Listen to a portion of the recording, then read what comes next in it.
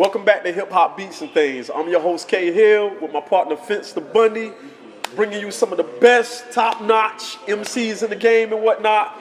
I'm real thrilled about this one today. As always, I got my man Jay Gunn in the building. I'm not sure if y'all familiar with Jay Gunn and whatnot. We met way back in the day. I think he was still in high school. Yeah, thanks. We met via sessions with the Justice League. Yeah, bro. He was part of a group called The Third Day. Yeah. Third Day consisted of MC producer K Slack, Pick up Slack. Killer K. I think Killer K, did he change his name to something else? Rich Capital. Yeah. And my man Jay Gunn, who was who had a crazy reputation as a battle-tested MC in the Durham hip-hop, area and whatnot. From what I understand, you've been rhyming ever since you was, 9 years old? Seven years old. I think I recorded my first song at 9, something like that. First song at 9? Yeah, 9 or 10. Yeah. Now, let me ask you this. I hear, I've been hearing, like, rumblings and, little rumors and whatnot that you used to record with Terminator X. Terminator X was my manager. He was your manager? Yeah. Did you record with him when you first? Yeah, we did a whole demo together, man. Story behind that is my pops was a mailman, worked at the post office. Okay. Terminator X, Norman, his pops was a mailman at the Durham post office, right off Shannon, right off Old Chapel Hill Road, where my pops used to work. And I started coming up like really early, right? So recorded my first place that I ever recorded, though. We go back a moment, is with Mike City over at his Hectic Records was the name of his company. Mike City did Sunshine Anderson. He did Carl Thomas. Yep. He did I Wish. He did One Woman Man by Dave Hollister. Did Brandy. Did Michael Jackson. But back when he was at Central, I worked. Mike City went to Central. Mike City went to Central. Okay. That's how he got to Durham. He's from Jersey. Okay. Cool. And so 11 years old, working with Mike and battling at the same time, doing battles around Durham and just building. The reputation. When I first started, my parents wasn't taking it serious. Like any parent would be if their kid in a place like Durham said they want to rap. Right. But by the time I started recording with Mike, we did a song with Big Daddy Kane. So I did a song recorded with Kane at 12 years old. Do you still have that jam? Yeah, matter of fact, what's crazy is I was on a Twitter rant or Instagram rant talking about all these stories, right? Right. And a bunch of people was like, this ain't true. And so Mike City guy was like, nah, everything he's saying is 100% factual. Here go the song. So he posted the song. Anyway, man, so my parents started taking me seriously, right? And okay. Credit to my pops. He was like, I'm going to give you a tape to this dude I work with. And turned out it was Terminator X Pops. And he called me right away. Like that next day, I get a call from Terminator X. I wasn't really, in 88, I was a baby, right? I wasn't even in elementary school yet when Public Enemy really came out. So was this 88? No. Okay. I'm saying, this was the 90s. Right, so you don't know the significance. I knew, but I didn't know. Right. You know what I mean? Okay. I'm a student of hip-hop. I have an older brother. That's how I really got into it. But then when he called me, it just sort of all, I was like, damn, Terminator X from one of the greatest hip-hop groups of all time. The greatest, bro. Called my house phone at my parents' crib. And we met up at this studio called Overdub Lane in Chapel Hill. Okay. I don't know if you ever been there. I've never been there, no. Legendary place. That's where Typhoon recorded their shit. I remember Typhoon. Shout out to, what's my man, Hack? Shout out to my man, Hack, man. Yeah. My other guy, Anyway, Squirrel Nut Zippers was recording there. I remember them. And they had a big major deal. First group from this area to really have a huge deal. There was a rock band. Okay. So platinum plaques all over the wall when I walked in. I'm like, this is, as a teenager, bro. I wasn't even in high school yet. And so we recorded on 2-inch reels, the whole demo on 2-inch reels. Terminator X produced all the beats, and man, we tried to get a deal the old-fashioned way. Right. And this was kind of when the late 90s really, and the game was already changing to an extent that the labels were more interested in people building their own buzz first, right? Even back then, at that point. Back then, late 90s. Okay. And X was like, man, we shot the tape. They really liked the music. But, you need to start doing shows, you need to get out. And, in retrospect, I also didn't really have, I had never been to a club. I didn't really have enough substance, right? It was just me rapping about how good I can rap. Right. You know what I'm saying? Right. But we didn't end up getting a deal. But around that time, that's when I met Nike. Okay. So I brought Terminator X to Missy Ann. Wow. Yeah. And this is something they ain't going to tell you, bro. I'm gonna tell you. Go ahead, bro. That's what this is about, They bro. clowned his music, bro. They clowned all Terminator the X? music he did for me, they was clowning, right? And not in his face, but afterwards. Right. And so for me, because he wasn't soul sampling, he was doing like SP1200, what he was using, and it was more like stabs or cuts or chops, but not really that soulful sound that was evolving around that time. You know what I mean? And that's crazy because even at that point, Terminator X had already put out material of his own. Yeah. He had an album back in the day. Do you remember the Terminator X album from back in the day?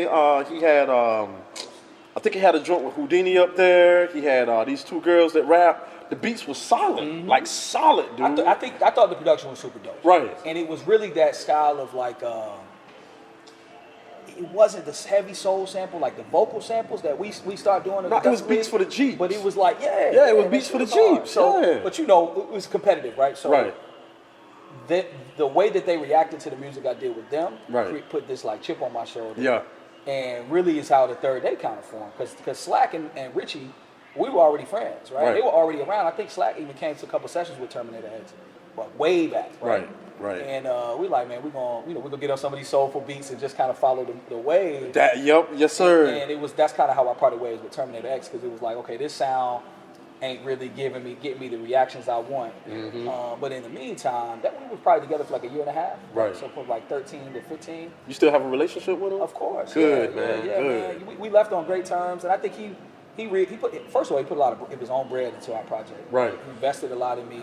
Took me on the road with them for a couple Smoking Grooves tours. I got to meet the Fugees, Maya, right? Like I was around Terminator X. Now, when you said took me on the road with them, with Public Enemy. you went on the road with Public Enemy. Yeah, a couple of. Hey, yo, couple interview of over, shows. bro. Yeah. Interview over. I remember taking my brother to one of my older brother to one of the shows. Right. Maya was there. We were just all like enamored with her, because you remember Ghetto Superstar was out at this time. Yes, sir. So I don't remember the years, but just that's the date. Ghetto Superstar was out, whatever time that was. Fugees, Public Enemy, Cypress Hill, and Maya. Right. On the Smoking Grooves tour. And So you met DJ Muggs back then? I met Muggs. Jesus Christ, man. And met Chuck D, Yep. Flav, Griff.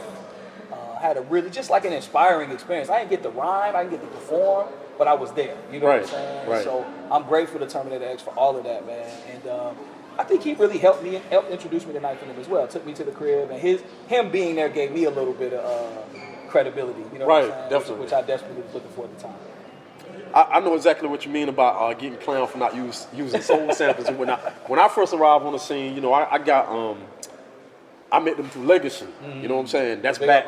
That's back when I was making keyboard beats. Yeah. That's what they called them, keyboard beats. They called them Tinky Tink beats. Yeah, I sampled too. They called the Terminator shit. I sampled too. It wasn't strictly soul, but I definitely know what you talk about, man. Like Cats, they really ran you through the ringer if you wasn't on the. You know, when I was that young, that shit hurt your feelings, man. Yeah. You know me. I think for me it was like, okay, I'm gonna stick with what I know, but I'm gonna see what they talking about too, because it seemed like a lot of people are gravitating towards what they're doing. So I definitely want to be more educated in that side of the game. Even though I grew up in the '90s, like I love that sound anyway. Yeah, that's naturally me. Too. Yeah. You know what I'm saying?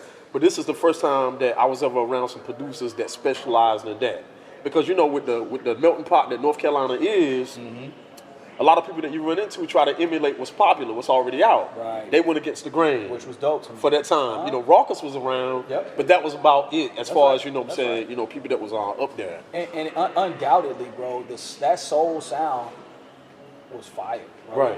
It was special. You know what I mean? And so I'm glad I got on that wave. You know what I mean? It was dope. Now, when I met you, your main producer was Crisis. Crisis was in our group. Yeah, Crisis was in your group. He wasn't even a part of the Justice League. Yeah. He was a part of the third day package. Yeah, he was in the third day. And I met Crisis Vacation Bible School, St. Joseph's Church. Wow. I really go back with these people, man. Crisis with the church? No, I'm bugging. And at the whole Vacation Bible School, he had his headphones on, the big joints. Wow. The whole time, just nodding his head. Nobody knew what he was listening to. Right. I didn't know he made beats. He didn't know I rhymed. But eventually, we got to that. Right. And came by his crib. And he played us this beat. It was called Rise. It was the illest soul sample I ever heard. Right. And it was actually completely different from what Knife in Him was doing. Right. It was soulful. It was but it was hard. It was hard. Yeah. And so, we kind of had to earn everybody's respect. And Crisis was in the process of also trying to earn the respect of the, I do remember of that. the collective. Right. And so nobody was taking his beats. We was like, shit, we're gonna take the beats, right? And then he was in our group for a while, and then we was a couple years younger than Crisis, and I think he got annoyed a little bit with like, he still produced for us, but I was like, man, I don't know if these are my guys. Right. That's when he started with Sean Boog, who at the time was named Def Con. Yeah. And they had a different group before the Away Team name, but then he ended up going on for that. But still did like 80% of our first project. I remember you talking about the Perfectionist Experiment. PS1 and 2, yeah. Okay, I was actually on that project too. I had a joint that just didn't fit in with like. Which joint did we do, bro? We did. it was a voice sample.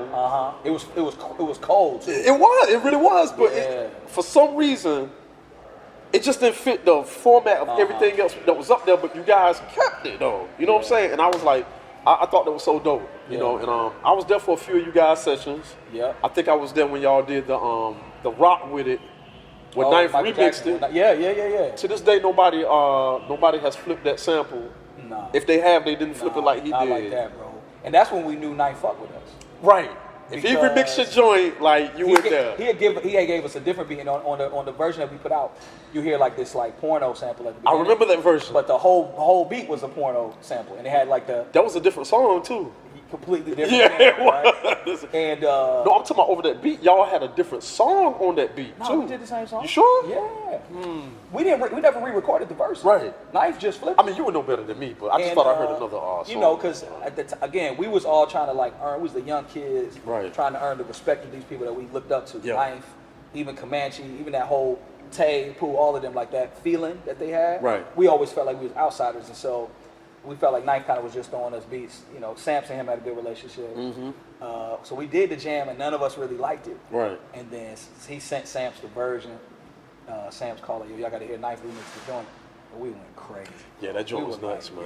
Maybe he do fuck with us. That joint was seriously nuts. And that's still one of my favorite songs, man. Like, period. Not just because I'm on it, but just the way he flipped it, man. And he used the last part of Rock With You. Yeah. That most people don't even hear. It's playing like the record is fading out. The voice sample he used is from the end of the record, man. Knife is a genius. You can't take that away from him. Man, you got so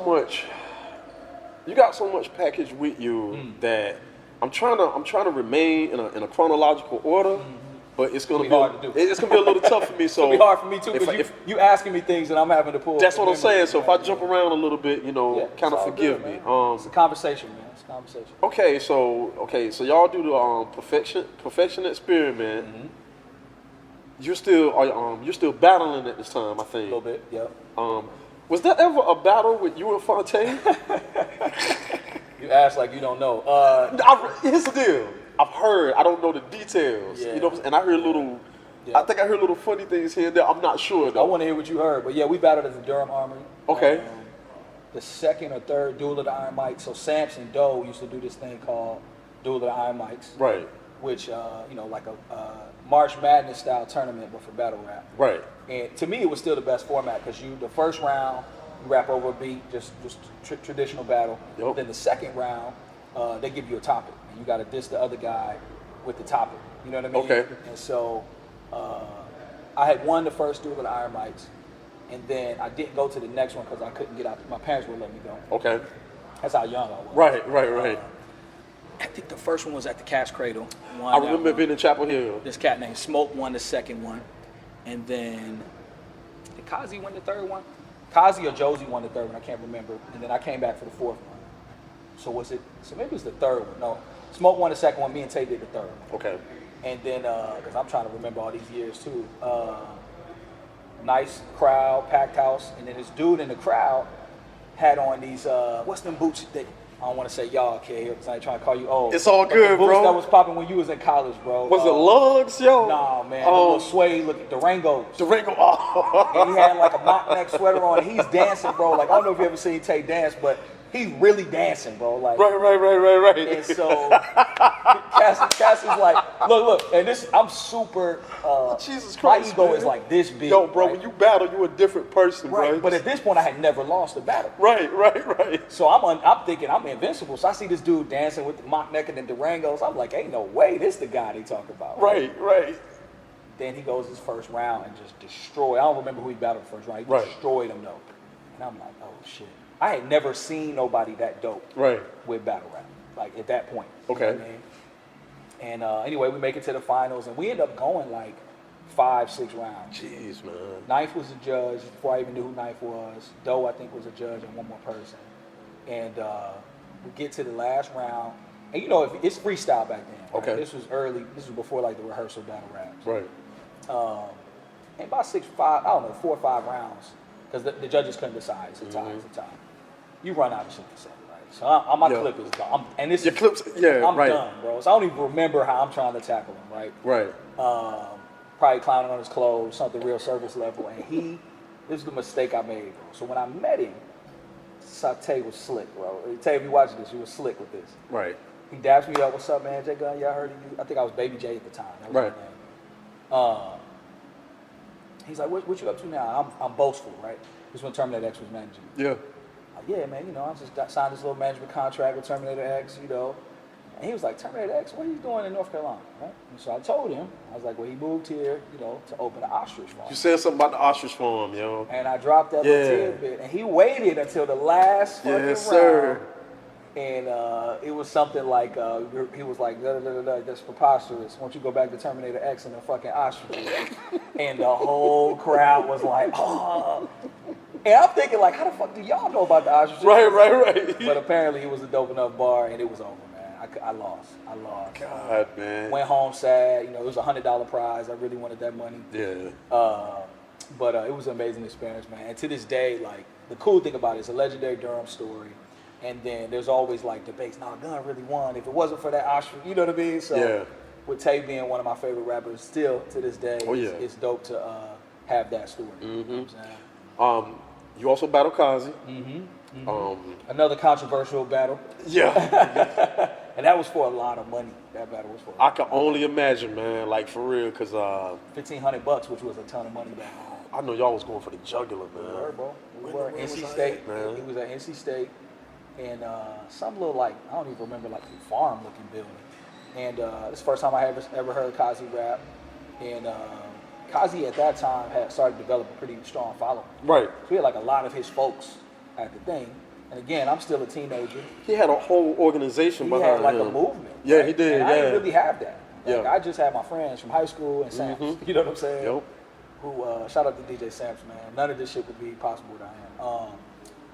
And so we going. I think to this day, I think I was killing him. You know what I mean? But the judges wouldn't quite goddamn make a decision. Right. And they ended up coming at a tie. We split the 1,500, 750, 750. So they called it a tie? Called it a tie. Okay. Called it a tie. It was controversial at the time. Right. I know Kazi ended up putting it in a song. He's like, I never paid to win a battle with J Gunn. I think I remember that, yo. Because that was the thing. Like, the audience was like, yeah, did he, you know? But I don't even remember how like, it's so long ago, bro. But I remember feeling like I won. He felt like he won. No, we talking about the battles right now, yeah, right? So I'm gonna stay in battle mode for about. Okay. I'm gonna stay in battle mode for about maybe like 5 more minutes. Yeah, stay here, bro. You had a battle with Josie Moe. I don't remember the battle, but I do remember hearing about the battle because Josie was hot, bro. I mean, like, bro, hot. And that was at the time where Josie Moe just had this like huge like. Talk about a movement. Whew, man, we used to call Josie the Beanie Siegel of Bull City. Broad Street Bully, no doubt. You know what I'm saying? No doubt. And I was scared to death of Josie Moe. But you still went in there. I was scared to death, bro. Cause I was thinking, I was like, okay, J Gunn he gonna fall back because Josie had soldiers. It was just crazy. You know, you go to one of his shows, it's like 1,000 people on stage. I'm like, you know, there's no way in the world he's gonna go full blast on somebody that has that much influence. And you did. And I just kept hearing about that for, you know. And what's even crazier, bro, is I was there alone. Yeah. My pops dropped me off at the Army. And I don't even think, Richie wasn't there, K-Slack wasn't, none of my, nobody that was with me was there. Right. I just need to go get this money, right? That was kind of how I was buying my little sneakers and shit, you know what I mean? Right. And I think this one was $250. They had it was at the Armory again. They had a boxing ring that they had put up for this one. Yeah, right. I So remember hearing about that. It was super official, man. And I had heard of Josie. In fact, I had seen Josie perform somewhere, and I remember he was probably like 60, 70 East Durham dudes. Yeah, man. They all came, they rocked, and then when Josie left, they all left. So you could feel the energy of this dude has a movement, bro. Right. And Josie not a small guy either. So he, was big bully. I remember, you know bro. what I mean? I'm telling you, I remember. And let me say on your podcast, please. I was terrified. Yo, I was terrified for you, bro. I was bro. like, yo, there's no way in the world he gonna go full blast. You know what I'm saying? But I heard you did it, and honestly, like, yo, bro, Josie he won't happy about that. Yeah, we had for a long time. We didn't fuck with each other, and then we developed a mutual respect. Right. And I remember the moment we were performing. Might have been like Pinhook somewhere locally. And he had came up to me again, and I was again terrified of this dude. Right, you know? I'm a little guy, right? right. And you know, at that time, I had sort of built a little bit more reputation for myself as an MC besides battling. And we dapped it up, man. He was like, "Bro, I'm gonna tell you, man, I ain't fuck with you for years." Right. It was like, but I think we got a really big, lot of respect for each other now. A real good relationship, man. Yeah. In fact, I talked to Josie yesterday because we did a couple jams together, and I was hoping he could pull up for the show tonight. And I'm glad to hear that. It was last minute, but 16-year-old me or whatever I was at the time, I was fucking terrified of Josie Mo, bro. Yeah, man. Like I for real. Like I knew what I was gonna say because you know when you freestyle, you start to look at your opponent. Right. And I'm like, yo, bro, I'm you like, say all right, am I gonna say this shit or I'm not gonna say it? Yo, he say some mean stuff, bro. When he battle, it don't sound like rap. It sound like snap. Sound like you just snapping, you know what I'm saying? Which brings me to my next and final battle that I'm gonna talk about. Now I'm jumping around a little bit because by this time you was already a student at North Carolina A&T State University, Aggie. You know what I'm saying? Pride, what it is. Yeah. Yo, man, you took out one of my, and I hate to say this, it pains me, man, Bishop. I'm glad you. Shout out to Bishop Omega, he's in the building. Yeah. I'm glad you're in the room because you can kind of back me up on this. Hip hop historian, Durham legend. Yo, man. Yeah. Jones Andrews was one of my favorite up and coming like MCs, bro. Like, remember Jones Andrews? Like, yo, bro, I seen that battle with y'all, man. The battle was online, so by this time, battles are showing up online. Yeah. Yo, bro, like, I had to cook him. the battle between you and him was just, yo, it was so brutal, man. Like, okay, you know I'm big on presentation, right? I'm talking to my partner Finster now. You know I'm big on presentation, so that's why I was like, look, I don't want a plain brick wall. Like, put something up here to make it presentable, right? It feel good, right? Presentation. So while Jones Andrews battling like Jay, I don't know where he at, bro, but I know the wall. It's like, you know that wood, the wood that got the dent. It got stripes in it and whatnot, right? That old wood. The old wood paneling. The old wood paneling. Matter of fact, when you drill a hole through it, you got to make sure your drill going backwards first before you can go forward, right? Man, when you told that man that the background of where he was at looked like he was on Section 8, yo, bro, I just had to come. I don't even remember that. Yo, you saying that though, bro? I was like, yo, remember that. God, man, like how you gonna come back from that? You know what I'm saying? Oh, that was the one. Was that the one we was like filming the videos and then he'd do a video and I'd do a video? Yes, man. Yes, bro. Yeah, I love that battle. Ever since then, I was just like, man, my God, man, like what in the world? I'm about to skip back to the time where right before you went to school, and then we're gonna talk about your years at A&T. Yeah. Okay, so One Finger, I have to bring that up because that's one of my favorite joints. Yeah, appreciate that. Is that a solo J Gunn record or is that a like Third the Day first record? solo J Gunn record? That record is after incredible. Third Day. Yeah, That's an incredible record. Appreciate that, man. Because not only, it was one of my favorite records because your content. I was big on big on content, like huge on content. Right. This is the first time I ever heard J Gunn like talk about what's going on in the world. Yeah, political, social, And it was real unapologetic. You talked about Capitol Hill, you talked about the president at the time. You was really socially aware. Yeah. And Appreciate that, man. the reason that it's important to bring that up is because of where you're at now. But we're gonna get to that, you know what I'm saying? You was just a kid when you made that jam, talking about all the, the social issues that was going on back then. Is that video still available online? Video is still on YouTube. Where do you guys shoot that video? So we shot that video in downtown Durham. Okay. Pre this downtown. Right. It wasn't nothing downtown there, really. So we shot it downtown Durham and then in downtown Raleigh because we needed to get some shots of like a Capitol style building. Right. So we shot a little bit on the National Mall in Raleigh and most of it downtown Durham. Who produced that? Was it Crisis or Slack? Crisis produced that. That was Crisis. Yeah, I don't know if you're about to ask me this, but I wanted the most significant thing about that video Talk about it. is that the Duffer Brothers, who created Stranger Things, Wow. shot that video. Say that again. say that again. Duffer Brothers. So I went to high school with the Duffer Brothers. Okay. And they were man. in high school. They were already shooting movies, right? Okay. Documentaries. They also did a documentary on this play that I did, and they had a film project. And they heard the song because back then I was passing out tapes. Right. And they're like, "Yo, could we shoot a video for One Finger?" And this is just how like the teenage mind works. I'm like, yeah, but I kept putting them off, bro. Right. Like, I kept thinking of excuses why I didn't want to do it. Even that day, I ain't have a haircut. If you watch the video, I ain't have my haircut. Nothing.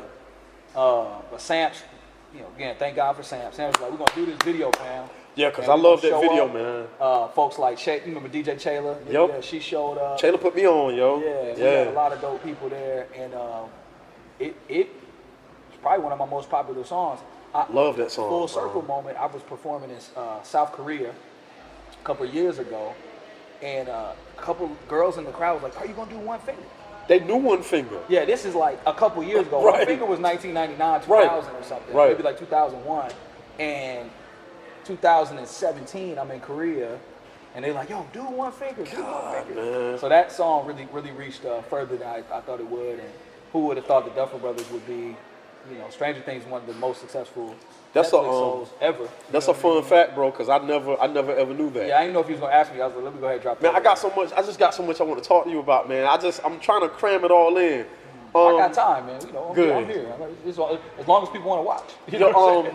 Your years at A&T, right? Yeah, you pride. Okay, so I'm not gonna say you kind of separated from the Durham scene, but I did in a way. in a way, right?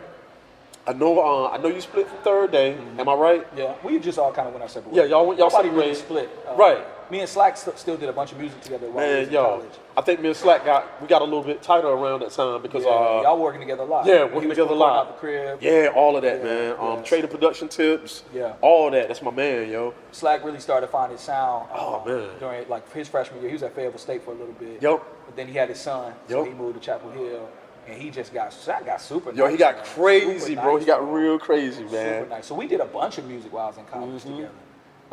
But Richie wasn't really doing music anymore. Right. And so And Richie got like the craziest voice, man. yeah, like, that deep Rakim tone. Yeah. But yeah, bro. So I definitely wasn't in Durham as much. But me and Slack were still doing a bunch of shit. I do remember seeing you perform, during your years at A&T, and it was different. You was performing with a band at the time. Which that's the same band I'm performing with today. You got a line with a company called Red. Red Eye Lifestyle is my company. That's your company. Yeah, so okay. me and my That's line- when I started seeing that more. Me and my line brother started our own company. What's your affiliation? You said your line brothers? Yeah, I'm Alpha. Okay. I'm Alpha. So I pledged in 2004. Okay. And met Rashad, Rashad's from New York City. Like he's from his family's from Queensbridge. Really good friends with like Nas's family. Yep. Like, he has a deep hip hop legacy too. And but he's a finance guy, right? Okay. And he understands the business aspect of things.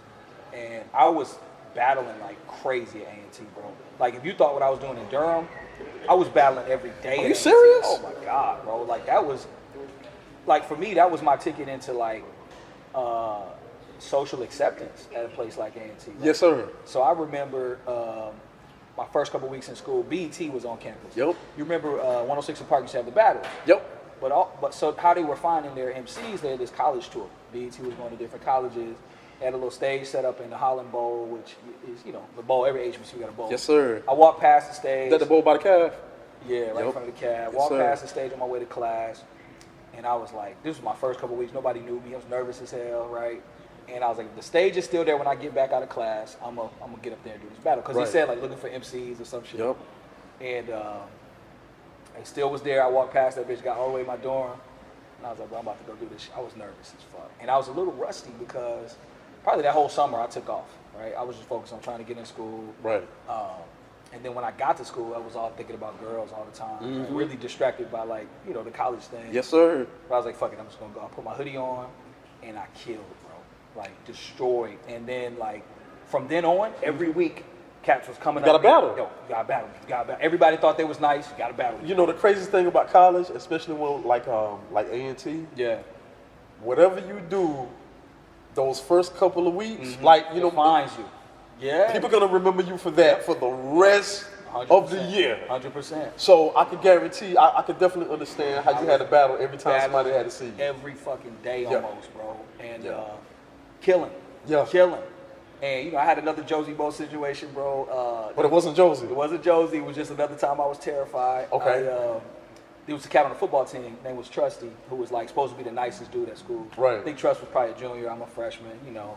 And you know, Trust was like way cooler than me. You know, had the girls, had all that shit, and he had these 300-pound football guys That had his with him back everywhere, right? Right. Had a squad. And so- Another Josie Mo situation. Terrence J. Was he a student then? Was that? Yeah, he was our SGA president when I was a Cut freshman. the interview, bro. Cut the interview. So I got the footage. I got the footage for this shit. It's all good. Let's My go. man Let's Rick go. Ben, who was on the football team, had a Yep. little camcorder. We Yep. got the footage. Terrence J arranged a battle, right? Terrence J is Terrence J was from Rocky Mount. Rocky Mount. He That's from, right. From down your way. That's right. He's from down Yeah, because he was a down your way. DJ on 97.2, 92.1. Yep. He was Yep. on 102 by the time I got to A&T. Skinny Man Scoop, that's what he's called. Right. And he was the man on the yard too, right? So he arranged a battle. And Terrence fucked with me. Like he was Right. like, "Yo, Gun gonna kill Trust," right? And but it's 400 football niggas, right? and I'm just me again. Right. So I got my Durham guys with me now, and so I at least had a few. We could have scrapped, you know what I mean? But I was still terrified. Right. And I destroyed him, bro. And like from that moment on, I was a legend at A&T, right? And so you know, the battle has really paved the way for me in a lot of ways. Point of that story is Rashad. That's how we met. He saw me battling. He was like, bro, you could be bigger than this. Let's figure out a way to create a Right. thing. And I was like, I'm trying to get a deal, because you know, when we came up, the whole goal was to get a deal. Yes. Right. That was your whole thing. He was like, fuck getting a deal, bro. We can do this shit on our own. And I wasn't trying to hear it because nobody really wants to do this shit on their own. Right. I know it sounds cool, but like Yeah. I'm independent. It's a lot of fucking work. It You know is. what I It is mean? a lot of work. You But need we a machine. Yeah, we started Red Eye Lifestyle then. Wow. College. Is that still a thing? Yeah, that's still Good, what you good, do that good, party, good. Yeah, for sure. Man, I don't even know. Okay, so You was trying to say my sound changed. That's what you was going for. Band. no, it wasn't. It wasn't a bad thing. You had evolved, bro. Yeah, And a lot of my people. life got different. You know Right. what I mean? A lot of people couldn't. A lot of people can't understand evolution. You know what I'm saying? So now I seen what was going on. I'm like, okay, he still got his skill set. It's just that he changed. You know, he changed his soundscape. He changes, you know, what I'm saying, his background and whatnot. You know what I'm saying? I definitely understood that. And you know, college does that to you too, man. It does. College does it, You man. evolve. You get different experiences Most of your connects and your network is gonna come from from college. the collage. Yeah, You know what I'm right. saying? You build that- And so I was different, so the music was different. Right. I wanted different things. I was living a different lifestyle, and you know, like the young battle rap guy I grew up. was more into like, you know, girls partying, Right. you know, those things. So that's Right. what led into my music from there. You know what I mean? Take me from that point to the MC Lyte connection. Yeah, man. Shout out to Lyte, man. What an amazing mentor she is to me, bro. Shit, how did I meet Lyte? So I was back in Durham. Was I in Durham yet? Or was I still in Greensboro? Anyway, I think you were still in my Greensboro. best friend. I'm telling you about your I life. think I know I met her in Greensboro, but I think I had Okay. moved. I think I had moved in with my best friend at the time. I can't remember. Okay. My best friend Ryan, shout out to Major. We was kicking it, and I did this video called Pinot Noir. Right. Double XL had picked up. Yep. I was wearing like the skinny suits. I And remember. Shit. You know, new sound, new look, new vision, right? And it was picking up some traction. Let me ask you this. Not to throw. Go ahead. Just add on. Go ahead. Had Drake arrived on the scene yet? Drake was probably like about to come out. Okay. Yeah. Go ahead, bro. I was heartbroken when Drake came out. Okay. we gonna get, bro. We gonna touch. When I say we gonna touch on some things, we are gonna Yeah, touch on let's some do it, things. bro. Okay. Let's Go do ahead. it. Go ahead. So that video was picking up some traction. And my Right. man Ryan is a business brain, right? Right. And so he's like, bro, what the fuck you doing? I'm like, you know, rapper. I'm just creating, man. I'm just doing my art. He's like, nah, man, we got to do something, man. And so his uncle Terry was, you know, well known in Greensboro for various ventures, and also pretty connected in any possible way. Right. That's all I say about that. He called Terry like, yo, I got my homeboy is really nice. Shot him the video. Right. And also shot him a double XL article. I think we had a source article at the time too. And Terry hit me back like, yo, the dude is cold. I'm gonna do something for him. Let's meet. So I ended up meeting Terry. Terry had a man, my man Chill. Chill was in federal prison at the time, but was getting ready to come home. So Chill did 19 years on a federal sentence. Chill, he sent the music to Chill, somehow got him the music. Chill called me from prison, from the feds. He was like, yo, when I come home, we're about to make this shit happen. Right? Okay. And I had heard those types of things. Yes, sir. That's, you always hear it, bro. But he got home, he got out. Yep. Called me. He's like, yo, I'm gonna make this shit happen. Introduce you to my man, Dubose. So James Dubose is from Greensboro. James Dubose at the time was executive producer of like the Keisha Cole show, Michael Vick show. Right. He basically saved BET. Okay. Okay. When BET didn't know what to do after Rap City and videos, they got into reality TV, and James was the TV producer for them. James and Chill grew up together, best friends, right? Like just like this. Chill, my man that was in the feds, who said he was gonna do something for me. James by this time was big time in Hollywood. Right? Okay. But he wanted to start a record label. He had Tweet was on his record label. Yep. He had this songwriter named Stacey Barthy. Who was huge now. Huge now. Stacey wrote for Rihanna, a bunch of other people. So he had a way back then. Yeah, her. And he was like, I want you to be the rapper on my label. Yo, so you was on the same label as... Yeah. And MC Lyte was the VP of the label. He had hired MC Lyte to be the VP. And so again, bro, at this time, I was still mad young, but I had been through so much shit, right? So many different promises from Terminator X to then the third day thing not working. Like, none of this shit was really working. And there's more, y'all, but go ahead. There's more. None of this shit was really working, right? So I'm like, all right, whatever. MC Lyte ain't finna come. And then like 2 weeks later, he was like, can you be at the Grandover Suites in High Point? And I'm like, yeah, I could be there. So I went down there, and MC Lyte was just sitting in the lobby, waiting for me, you know what I mean? And like, so even at that moment, bro, I'm like, nothing's about to happen. Even after seeing Lyte No, because my whole life, bro, people have been seen like, it though. You haven't seen stuff. It would always go like this, yo, you really dope, but, right? You really dope, but. Right, so I figured that's how I was gonna go. Right. So she sits down. She's like, "How you doing, Josh?" I was like, "I'm doing well." She's the one that got me to change my name, so I use my full name now. That's why you changed your name because of Lyte. I get to more about that in a second, but we got to because, bro, I gotta. Because Lyte, you know, Lyte's from a particular era, right? Yeah. Anyway, so we met and we instantly instantly hit it off. Right. And so she goes, "You really dope," and I'm like, "All right, here go the butt." Or here goes the like, "We need you to come do something else. We need you." She was like, "And we want to sign you." And so she was like, you know, we're gonna fly to LA, we're gonna take care of the deal, we're gonna take care of everything, we're gonna start working on the album. And probably like a month after that, she took me to the BET Awards, red carpet with MC Lyte. I met Diddy, met everybody, right? And so I'm on now, right? This shit is you in there? It's on. Put a little bread in the bank, you know what I mean? Like it was going. It was and you want to know what's crazy? You were still approachable, yo. But go ahead. Nah, I appreciate that. Go ahead. I mean, it's crazy because you were still approachable. All the shit we went through, I'm gonna say we. Right. Humbles you, man. Yeah. You know what I mean? Like the person I was at the Fonte battle who could not be humbled. Right. Life had humbled me. Right. And so even though, you know, we had this opportunity and it was moving, I was still nervous about it. Like it wasn't gonna work. And ultimately it did kind of fall apart. You know what I mean? Right. And, I mean, Lyte, bro, as far as Lyte, man, like riding around in the car with Lyte, hearing, you know, advice, life stories. Y'all got music together too. We got music together. Y'all got music together. You know, we got a documentary from when we did the project together. But bigger than that, we got a relationship. To this day, I can call Lyte. Lyte was here in Durham for, man, what's that musical? They doing a Love Jones, the musical. Okay. Right? And Lyte, you know, she does voiceover. She was the voice. I saw on the little marquee that she was going to be at the D-Pack. I was like, let me just call her, see if she'll pick up the phone. Not only she pick up the phone, she's like, Jay Gunn, what's happening? She was like, I thought about calling you, you know, and we instantly, she let me backstage. We hooked, you know, like we never left. That's crazy. You know what I mean? And ultimately, like the situation with Dubose at the time, he had a bunch of personal stuff going on, so he ended up having to step away from the music. So they parted ways. Right. But it was all amicable, and me and Dubose still speak too. So we actually got some things we're working on together. But just those relationships are valuable, man. Even if the shit don't pop the way you want it to pop, you still got the relationship. It's beautiful. And you got that record. And we got the record. Bro, I want to MC Lyte. I've been wanting to MC Lyte is one of my influences, bro. Not one of my favorite rappers. One of my influences. You know what I'm saying? And just to hear that you worked with him, man, it was so dope because it was well deserved. Yeah, it's thank you, bro. Very well deserved. I feel sometimes as we're going through this, I'm like, damn, it's been a hell of a ride, bro. It has. It's been a blessed life. Listening to it right now, it's been one hell of a ride. Yeah. She got you to change your name. Yeah. So J. Cole was coming out at the time. Thank you, bro. I always thought that, yo. And we were Dubose when he had all 4 of us, Yeah. the ultimate goal was to get this deal at Universal, which we basically had. That's right. Right? And he had packaged it all up. We about to go get the thing. And then Lyte was like, yeah, I just got out of the meeting. And they got concerns, right? You from North Carolina. Yep.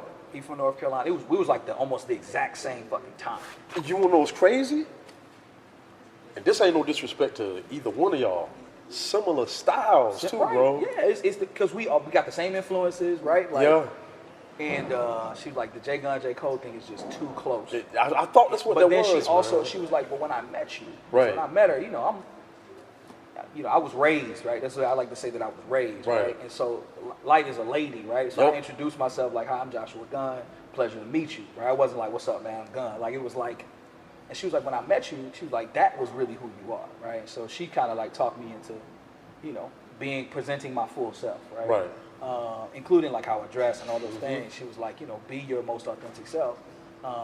And I wrestled with it, bro. I did not want to do it. I did not want to, because in my mind, Cole hadn't achieved what he has achieved now. So I was like, fuck this nigga. Right? Right. You know what I mean? Like, I'm not changing my name because of him. Yeah. But she had the foresight to be like, he signed to Jay-Z. Even though you signed to me, Yes, sir. it's a little bit different. Right. I'm not MC Lyte in 92. I'm MC Lyte now. That's right. Right? And so credit to her, man. She encouraged me to do it. It's been a blessing because now when I do other things, speaking engagements, political things, You could go in as Joshua Gunn. I go in as my full self. Yeah. People, in certain settings, people look down on hip hop, right? And they're like, so what's your rap name? They look for me to say like some shit like, Cast Master Gunn or some shit, right? And I'm like Joshua Gunn, right? So it gave me a lot more confidence in just showing up as my full self. One of the things I love about you though, bro, there's so many cats that try to call you Joshua Guns. Yeah. You know what I'm saying? Yeah. And you've corrected them about that. That used to be my every screen time. name on the lawn. 2 N's, no S, and no C. Right. Yeah. That's right. Yeah. They had to call you Joshua Guns, man. And you was like, nah, don't, you wasn't just correcting them on your name. You was basically saying, yo, don't put that stigma on me. Don't do that. You know what I'm saying? It's not about the guns, Right. And also, it's my real name, right? Like, I used to say real names, no gimmicks. Right. Until Obi Trice came out, and that was his thing. Right. It's a lot of times like you come up with an idea, but if somebody more popular get it, you got to change. I'm telling you, man, like for real. That's a wild phenomenon. I was going, back in the day, man, when when people was giving away albums but calling them mixtapes. Yeah. You remember during the blog era, I was gonna come out with the worst of K-Hill. But then I seen the worst of Joe Budden on Hip Hop Game, and I'm like, right. But look though, And it's it's not that they stole your idea. It's just like somehow in the universe. I'm gonna say this right here. Yeah. I already did an interview with Hip Hop Game, and then I seen on his Hip Hop Game. right, and then I seen his mixtape. That title on Hip Hop, I'm like, yo, he did it first, yo. Can't say nothing about that. It's all good. That shit really be happening, bro. My last full length album was called Race to Survive. Right.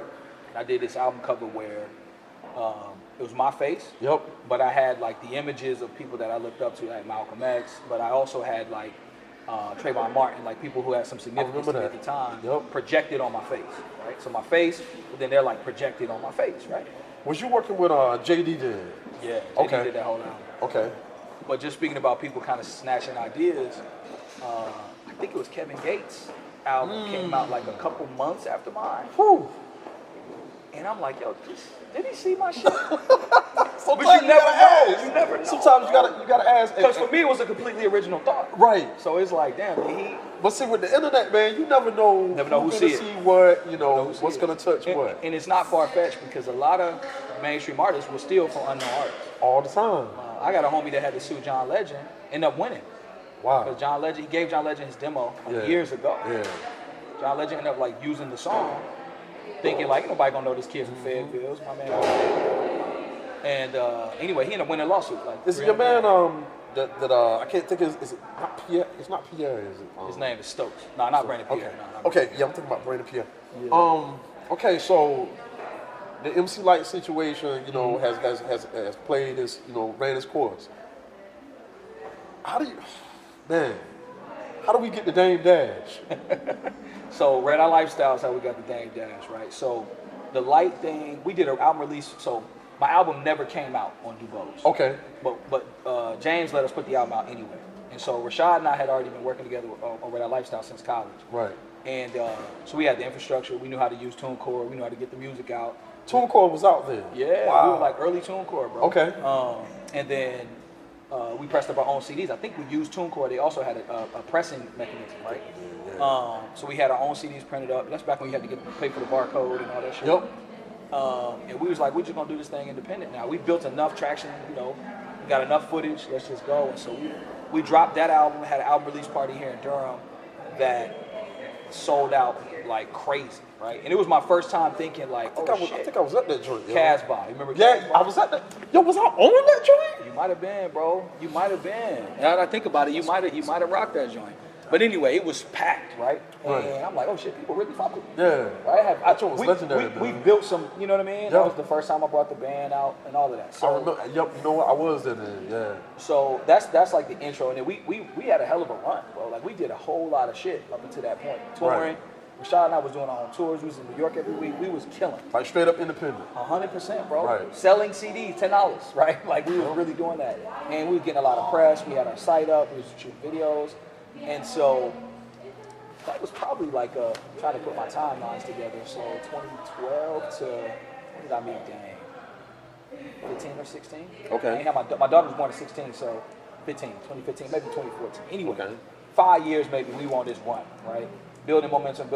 Same frustrations, like damn, this shit might not work, but we killing. Right. So we're gonna keep going. Right? You seeing the money come in? Little bit of money. Yeah. But more importantly, more like attention and energy, right? Yep. And like now, it's like maybe we don't need nobody, right? So we just keep on going. Right. But in the back of my mind, remember that J. Cole thing? Now Cole is huge, right? Huge. Drake is huge. Right. So all the guys that I was like, you know, thinking I could compete with, Yep. while I was doing my own thing locally and independently, and you know, a little bit up pockets up and down the East Coast, they was way ahead of me. So I'm still thinking like, man, I need help. I need something. Yep. And so my man, so I was working with JD. JD had a little studio up in East Durham. Yep. I don't know if you ever remember that first spot he had. It was off like Gear Street or some shit. My man Ab is a videographer. Okay. Ab had a little studio in there too. And so every time I was recording, he was in there like, yo, this is crazy, right? Right. And Ab calls me like, yo, bro, Dame Dash is at 102 Jams. You should come up here. I don't really remember how Ab got in. I think, you know, Bootsy. Yes. So Bootsy and Yeah, Dame. Boosie in Harlem. Bootsy and Dame Right. grew up together. Yep. So Ab and them know Bootsy, you know, and somehow he was like, yo, you need to come up. No, Boosie was in Paid in Full, dog. Yeah. So they Bootsy know was, each other. Bootsy was really the intro, right? Yeah.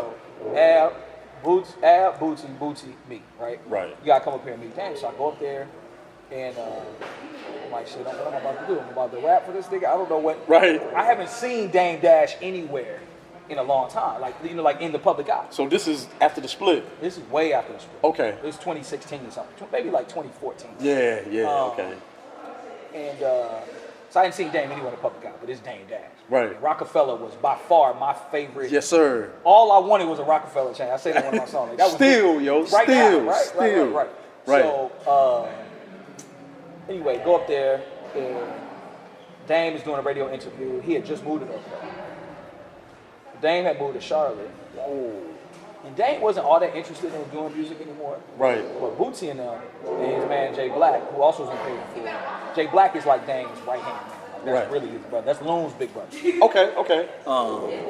So Loon that rap with that was with Diddy. Yeah, okay, Loon with Diddy. okay. Anyway, Black and Bootsy was gonna start this label. They calling it Blue Rock. Dame had already started Blue Rock. He had currency on Blue Rock for a Right. little bit, but they were gonna sort of evolve this Blue Rock and do this North Carolina thing. And they had some kids, like Bootsy's nephews and stuff, that was doing more like that trap sound. Yeah. And Dame was like, "That's cool. You know, that's popular. That's now. We're gonna invest in that. But I'm looking for like somebody that can really rhyme." Right. And so it was me. You know what I mean? Like they invited me up. I met Dame, and we hit it off on the stupidest thing, bro. Like I would not have been down with Dame if it weren't for this. So one of Dame's really good friends is this white artist, like rock and roll artist named Citizen Cope. Okay. You ever seen Yeah. Cope I before? have. Yeah. Super cult following type of guy, bro. And I had just sampled his record. So Dame was like, he was like, "Who your favorite rappers?" I'm naming all, you know, Jay, Kanye, like the people I liked at the time. And he was like, "Yeah, that's cool." But he's like, you ain't really on no real music, man. He's like, I'm on rock star shit. You ain't really on no real music, yo. Right. I was like, "Who you like?" And he was like, "Yeah, I'm really down with this cat named Citizen Cope, man. You got to meet my man Cope. He's crazy." And I hit Ab. I was like, "Let me see your phone." Played the record. He was like, "Oh, you know about Cope?" And spoiler alert, I really didn't know about the guy. But you just happened to sampled his joint. Oh, man. And actually, it was JD who was doing it. Right. So, but it panned out though. We hit it off from there, bro, and we became like friends, bro. Like Dame and I would like. It was no longer about the relationship with Blue Rock or any of that. It was me and Dame direct. Like he just thought you was, thought you were good peoples. And he was like, "You dope, you fire." Like I remember him saying, "He's like, yo, you like LeBron James." He was like, "You got everything that it takes. You just need to really go full steam ahead and stop depending on other people." Right. And again, it wasn't what I thought it was gonna be. Okay. I thought Dame was gonna give me $1 million and a Rockefeller check. right. You know what I'm saying? But, right. Dame helped me a lot. Got me on a show on BET called Music Mogul. Yes, sir. I had Dame at my crib. You know what I'm saying? Like in Durham. Like we shot all my episodes in Durham, mostly at my crib and at the studio that JD was working in. Okay.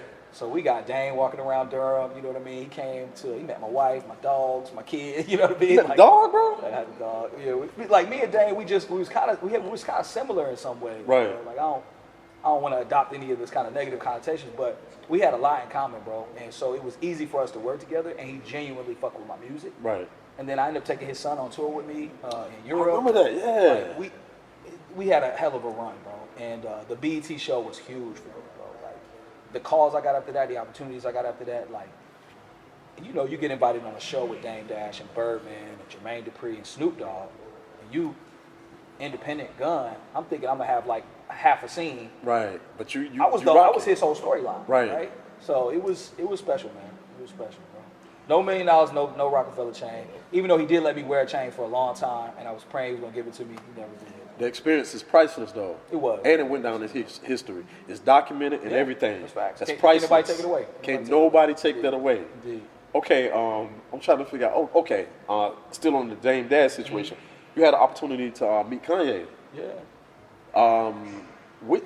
Gosh, I don't mean no disrespect when I ask this. Which Kanye? Which Kanye? Life of Pablo album. It was Life of Pablo. Wow. Yeah. It was before everybody started not feeling yay. Yeah. It was like on the verge of that. How was that? It was kind of one of the dopest experiences of my life, man, for real. Like, what was fire about it, because Dame and I had been working together by that point for like 2 years. Right. So you was already in. We already had a good relationship. Yep. So I'm sitting at Dame's crib, which whenever we went to LA, we would just be at Dame's crib. Dame don't like to go out. He didn't even go to the premiere of BET Music Moguls with us. Like, he didn't want to he don't like that shit. Right. So this particular time, we sitting in the crib, Dame smoking, we just chilling. He dropping a million gems on what we need to do. Okay. That was Dame's thing. Like, we get with Dame, he tell you, okay, you already did this.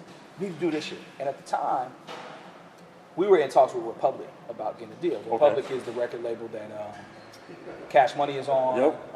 No Limit was on. It's like probably the biggest record label in the world right now. Right? So like Ariana Grande is on Republic, The Weeknd is on Republic. And we had a situation that we were really close to doing. Right. But they were dragging their feet. They had like the A&Rs that got fired and changed. And Dame was the one that tipped us off to like, yo, they're probably not about to sign you. He was like, you might have been about to get signed with this other A&R, but he was like, because it was taking mad long. Right. But my management team at the time was like, nah, we good. The guys that I was with, my main manager was this dude named Jay Bellamy. Rashad was still with me as my partner. Mm-hmm. But we had brought on this whole new group of guys that I really didn't know. But they was Juvenile's manager. They had been working with Cash Money for a long time. Right. They were like the middleman for this Republic deal. Mm-hmm. And they kept saying, yeah, it's fine. You're going to get the deal. It's all good. Dame was like, this shit don't sound right. So that night, when Dame was giving us like, this is what you actually need to do to get your deal. Right? He gets a text. And he's like, Rocky is his wife. And I said, Rocky, who's that? And she was like, oh, it's his assistant. That's what she said. It's his assistant. And I'm some ear hustling, right? I'm like, right. He was like, man, this is Dame. And this nigga always hit me up on some random shit, and I don't really even feel like it. I'm like, who? Who hitting you up? This nigga Kanye, man. Like, he wanted me to come hear his album. I don't really feel like going all of that shit. It's too extra yet. That's what he said. I feel like too many cameras and too many, like, I don't really feel like. I was like, wait a minute, what? He's like, yeah, he wanted me to come by the studio tonight and hear the album. Like, just nonchalant, right? Smoking his joint. And so I'm looking at my man Bellamy. Kanye on fire right now. Looking at my man Bellamy, looking at my man Ab, yeah, my man Brandon Pierre. We all out there in LA. And I was like, bro, you gonna take me to see Kanye, bro. Like, I need to go see Kanye. Right. And Dame was like, nah, I'm not gonna do it, yo. I'm not gonna do it. And so this is what Dame started doing. He's like, man, you wanna meet some people, man? He was like, you wanna go meet Raekwon? He's like, I'm about to go get up with Raekwon in a little bit, because Dame and Raekwon are real close. I'm like, I fuck with Raekwon. I love Raekwon. So that you're not about to substitute Raekwon for Kanye. So then, like, his phone rings, is Be Real from Cypress Hill. Right? Okay, yeah. Be Real's like, yo, I'm about to pull up on you, dang, let's get together. He's like, Be Real about to come over. I was like, that's fine. Tell him after we get with Kanye. You can't substitute Be Real. Already met Be Real. All of that shit, right? Like, I love these guys. Right, yes. But at this moment, I'm trying to get on K-Hill. Right, Kanye is Kanye, right? He on fire, bro. And also, Kanye's like one of my favorite artists. And so, 2 hours of worth of convincing, and a little help from Rocky, a little help from my manager. He finally is like, all right, I'm gonna take you over there, bro. Okay. But he was like, one rule: the rest of your people can't come. Like, the rest of your crew can't come. And niggas was tight. Niggas was mad, bro. Everybody can't go, yo. Everybody can't go. Everybody can't go. But he did let my manager in, Bellamy, and my man Brown's like my road manager, but really just somebody who been with me. You know what I mean? Through everything. So the three of us get to go. When you walk through the door, you gotta sign this NDA that's like this thick, bro. Right. And nobody's reading the NDA, but as I'm flipping through, the word Kardashian is all up in that motherfucker. So essentially, like, don't mention the Kardashians, don't ask him about the Kardashians, don't talk about the Kardashians, don't talk about anything you see or hear in the session. So, but that shit probably expires, so I'll share a couple stories. Be careful. Be careful, yo. I won't share everything. Okay. But I'll share the most impactful, a couple most impactful moments. So walk in, it's Kanye, Metro Boomin, four French people, fashion designers. Okay. From Paris. One was probably Virgil. No, white people. Okay. Oh, okay. That didn't speak any English. Right. They were old. Okay. And dressed in all white, sitting in the back of the room. Wow. You painting a picture, really bro. Weird, but they was there. You painting a picture. They was there. Metro Boomin, Kanye, Farnsworth Bentley. was in the room, right? This sound like a dream, yo. It's a real story, bro. Like, so that was the problem for me, bro, is I walked in there for like the first 20 minutes. Right. I was in shock. I was like, oh shit, just a studio. Yeah. And that's Kanye in front of me, right? Like, dreams, you know what I mean? Right. And I was just like, fuck, I was shocked. And Dame had to put me something, yo. He's like, you want to leave, yo? I was like, nah. He's like, you got to relax, bro. You got to relax. And so anyway, Dame like really bigs me up to Ye, right? And he's like, yeah, he's like, this is Jay Guns, artist I've been working with. He's like, he really reminds me of you. He's like, he don't look tough, but he can rhyme. Like, you know what I mean? Wow. Like, he was like, he really, really nice. He can battle. And he was like, Kanye apparently when he got around Dame used to battle all the time. Right. Like that, he used to get on their nerves battling. And he was like, y'all should battle right now. Me and Ye. And so my heart racing and shit. I'm like, fuck it, I'm like, whatever. Yeah. And I'm like, I know I can beat this version of Kanye now. You know, he's too rich to beat me. You know what I mean? Right. So I'm ready. I got my little, you know what I mean? But Ye was like, hold on. He's like, let me hear some music. And all I had was a CD, bro. Fucking mistake. So you know Kanye is like a futuristic guy. Right? And so I had my music on CD. He was like, and this was 2015, 16, whatever it was. Jeez. Whenever Pablo came out. Might have even been 17. He's like, bro, you about to give me a CD? He's like, don't nobody fucking listen to CDs no more, man. He was like, that's how I know you ain't ready to battle. He's like, I ain't you know, in Kanye's voice. He did it like that. That's how I know you ain't ready to battle. You've already motherfucking CD. He was like, bring me a jump drive next time and we'll battle. But it was super cool. He was like, matter of fact, he was like, you really, really nice? I was like, yeah. He was like, you like rap or you like, I forgot who he named. Might have been like 21 Savage or some shit. Right. He's like, cause I like them type of niggas too. I like 21 Savage. I like Chief Keef. He's like, but I'm about to play some rap shit. Right? And I was like, all right, cool. So he turns up the speakers mad loud and he plays Ultra Light Beam off that album. Right. And he was like real quiet. The whole room was like, you know, this is Kanye's orbit, right? Yep, So everybody's like real. But then when Chance verse comes on, turns up the speakers so loud that you know, like on the movies when the glass shatters and shit. Yeah. My ears was ringing. He was like, you can't rap better than Chance, nigga. He kept saying, you can't rap better than Chance. So I'm like, damn, yo. Thank you for this. Yeah, bro. Thank you for this, for real, bro. It's so much more to that story, but that was the Jeez, moment man. when he's like, you can't rap better. And you can, you know, Kanye's yelling. Yeah. You ain't better than Chance, nigga. And Dame was like, yeah, he is, fuck that shit. Like, we had like a whole exchange, man. But I always remember Kanye telling me I'm not better than Chance, bro. That is crazy. Without ever hearing my music, he just decided. He just said right then, you ain't You're better not than better Chance. than Chance. Yeah. But ultimately, I did get to play some music for Ye and got some good feedback. Right. And just, you know, amazing experience. Ride home with Dame was humbling. I think I posted about this. And I'm like, dang, Kanye said he like my music, man. Like, you think you can get him to give me a feature? He was like, see, that's what's wrong with you, yo. You a fan of everybody. He was like, you gotta kill these niggas. He was like, what the fuck you need a feature from Kanye for? You better than Kanye. Right? And like, I don't know if he really believed I was better than Kanye, but the point of it was like, you gotta think of yourself as in the game with these guys. Right? And I was mad as fuck at Dame from that moment on, because a feature from Kanye at that point would have really helped change the trajectory of what I was doing. But I was also inspired. I was like, okay. I was about to say, I see what he was trying to. Is that really how I should approach this? Right. And maybe if I had approached it with that competitive spirit, maybe I would have got the feature anyway. If I had just been in there to just kill it, rather than, because even in the context of like, do you want to battle?